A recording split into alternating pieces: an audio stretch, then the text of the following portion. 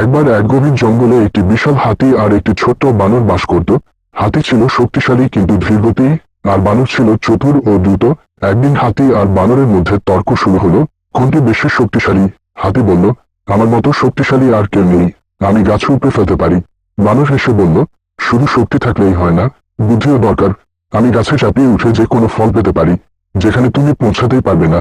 তারা ঠিক করলো, তারা দুজনেই তাদের ক্ষমতা পরীক্ষা করবে। প্রথমে হাতি একটি বিশাল গাছের গোড়া ধরে টান দিল, আর মুহূর্তের মধ্যেই সেটি উপড়ে ফেলল। বানর তাতে অবাক হলেও হাল ছাড়ল না। সে এক লতাপাতা দিয়ে দ্রুত উপরে উঠে গেল। যেখানে মধুর চাক ছিল, সে সামান্য ঝাঁকুনি দিয়ে মধুর চাক ফেলে দিল। আর হাতি মধু খেয়ে খুব খুশি হলো। তখন বানর বলল, দেখলে, আমরা দুজনেই নিজেদের মতো করে শক্তিশালী।